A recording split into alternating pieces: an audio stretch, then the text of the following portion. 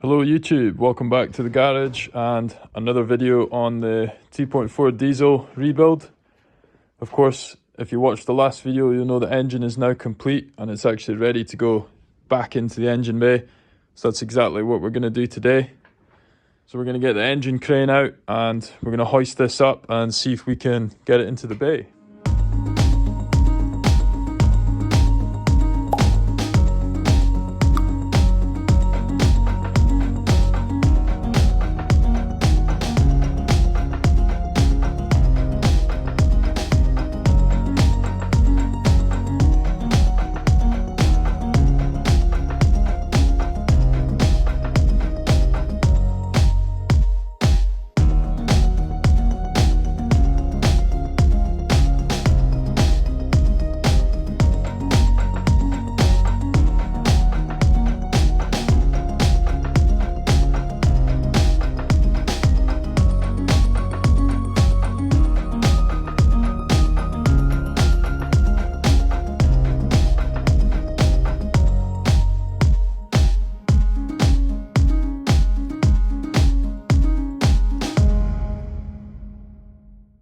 Okay, so that's the engine now fitted to the van.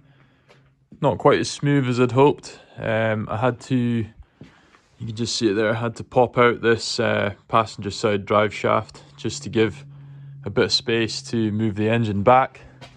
And I also had a bit of an issue with the crane, kind of getting pretty close to this scuttle and touching the bonnet and stuff like that. So it was a little bit of a wrestle, but it's in there now on all three mounts. So now it's just a case of hooking everything up. So obviously we've got a lot of wire and loom sitting there. We've got speedo cable, throttle cable, got clutch, slave cylinder, battery, fuel lines, more coolant lines, all that stuff to do. I think the first thing I'm going to do is I'm going to take the drive shafts right out and I'm going to clean them up and re-grease them. One of them needs rebuilt anyway, so we'll get that done and we'll get them back on the van. Okay, so I've got the passenger side shaft off now. As you can see, CV boot is actually missing. It was split, so we're going to reuse the inner CV, but we're going to pop this off, clean it up, re-grease everything, and get a new CV boot on there as well. Then this shaft should be good to go.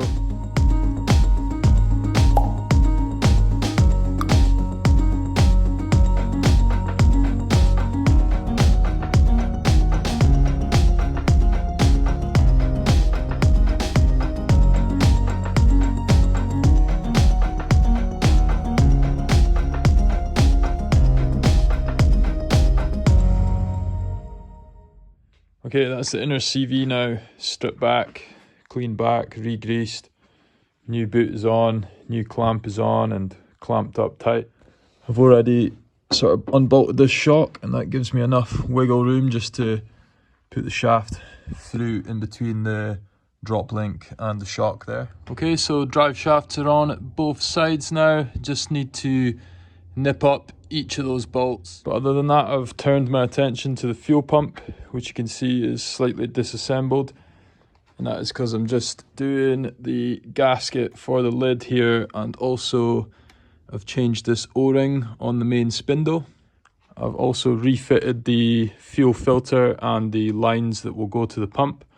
So obviously once the pump has its lid back on, we can refit these lines here, and I've got new spill pipes to go on for each of the injectors and also for this end bit of the line here, and also a new blank one to go in there. I've also got new copper washers for the banjos that run to the pump as well. Other than that, I've just been sort of pulling out all the loom. So this is my main engine loom. This is all I'm going to need to have the engine running, along with obviously the main battery terminals here, so we can put power to the starter and also to the alternator to make sure that that's charging as well. We'll need to repair just one or two of these wires. For example, these two here that go to the oil pressure senders at the bottom of the block there. You can see that they've snapped clean off, so we'll crimp new ends onto them and we'll tape them up with some Tessa tape as well, just to protect them. I've also started looking at the coolant hoses. Not that we'll need them for the initial startup, but we obviously will when we come to fit up the front end. And then here's a little teaser for a video that will come to the channel soon. This is a Audi TT Mark 1 seat that I've got fitted onto the T4 base. And then on the passenger side, we've got a T4 base with a FASP swivel base, which will be fitting this TT seat to as well. So keep an eye on the channel for that one. I'm going to talk through how I've done that and got these nice little seats into the van. So what I do have is some fresh oil.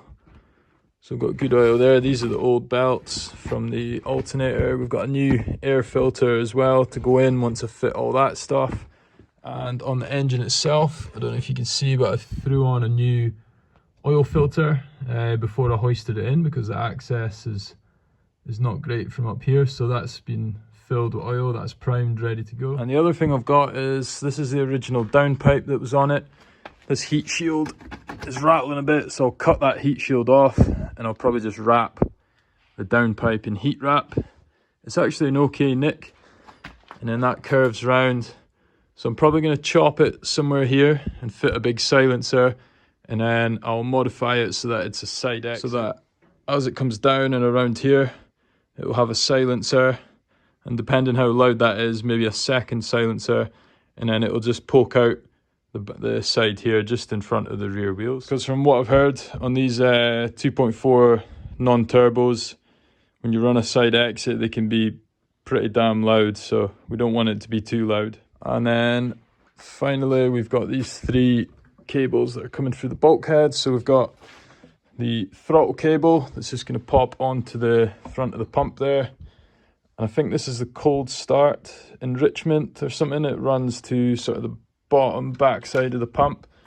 And then we've obviously got this one here that goes on to the back of the gearbox, and that drives the speedo. Pump is now rebuilt, so the new gasket on the lid, the spindle itself has a new o-ring and a new bush that it presses into, and I've also primed the pump so it's full of diesel, and I've got the fuel lines back on as well, and the throttle cable is hooked up as well, so it seems to be actuating just like it was before. And I've got the spindle sitting pretty much where it was before. So in terms of the fuel system, just need to fit the new spill pipes now, and also prime the filter with diesel and hook up the rest of these lines with some new clamps and stuff like that. New spill pipe just here as well. Also repaired the ends of the loom for the engine, so that can all get plugged back in now as well. Charlotte's just putting the finishing touches on the engine now.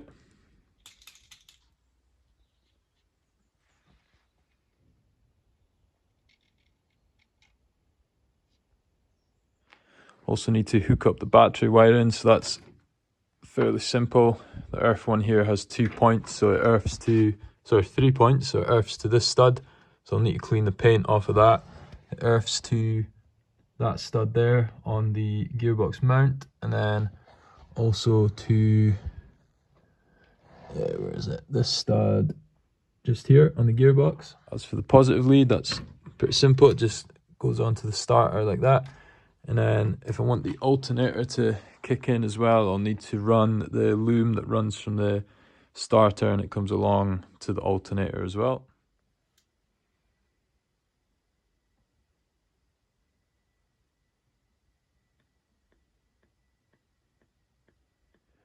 So the other thing I'm going to do while I'm under here is just change the gearbox oil as well.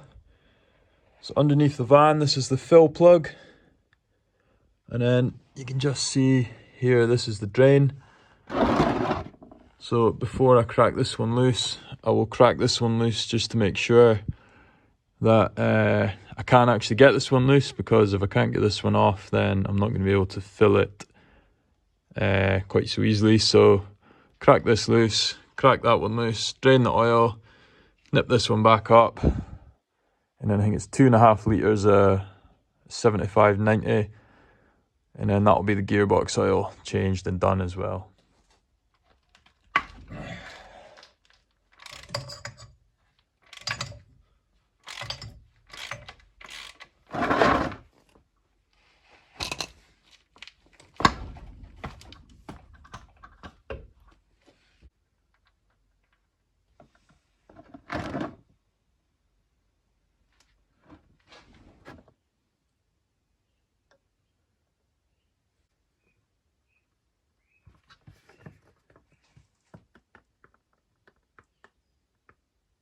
So a bit of an update. So I've just went ahead and I've cracked on and I've done a bunch of little things. So first thing, I've routed the main loom right through and down, and all that is now plugged in.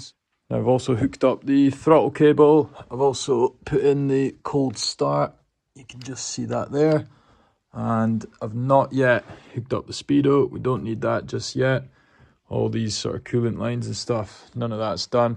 I've whipped off the belt covers because I just want to see as it's turning over. I just want to make sure nothing's slipping, or the belt's sitting nice and true on the pulleys. So all that's left to do now is hook up the main power lines from the battery.